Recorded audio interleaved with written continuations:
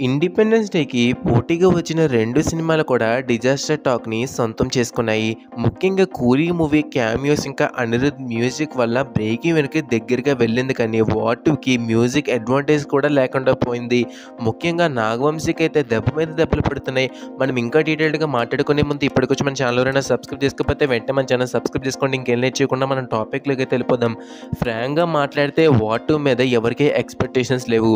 అయినా డిసప్పాయింట్ చేసిందంటే మూవీ ఎంత రాడ్డో మీకే అర్థమవుతుంది. ఎన్టీఆర్ కాలర్ సెంటిమెంట్‌ని బ్రేక్ చేసిన మూవీగా కూడా ఫ్యాన్స్ ఎప్పటికీ గుర్తుపెట్టుకుంటారు. నాగవంశీకైతే కింగ్డమ్ యావరేజ్‌గా నిలిచిన 'వార్ 2' మాత్రం డిస్ట్రిబ్యూట్ చేసినందుకు గాను 60 కోట్ల లాస్‌ని మిగిల్చింది. వైఆర్ఎఫ్ అదే మనకి 'వార్ 2' మూవీ ప్రొడ్యూసర్స్ అయితే 30 కోర్ వరకు కాంపెన్సేషన్ ఇస్తామన్నారు. నాగవంశీకి డీల్ చేశారు. అయినా 'వార్ 2' కొనుక్కోవడం వల్ల 30 కోట్ల లాస్ అయితే ఆపలేకపోయారు. మరి ఇప్పటివరకు ఎంత కలెక్షన్స్ వచ్చాయో చూద్దాం. ఏపీ ఇంకా తెలంగాణలో 151 కోట్ల గ్రాస్ అంటే 25 కోట్ల షేరు. మనం డైరెక్ట్‌గా గ్రాస్‌ని మాట్లాడేసుకుందాం.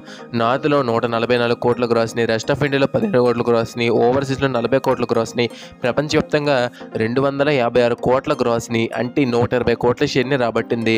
మనకి ఇంకా ఈ మూవీ బ్రేక్ ఈవెన్ అవ్వాలి అంటే 222 కోట్లు కావాలి. కానీ మనకి ఆల్మోస్ట్ రన్ కూడా కంప్లీట్ అయిపోయింది.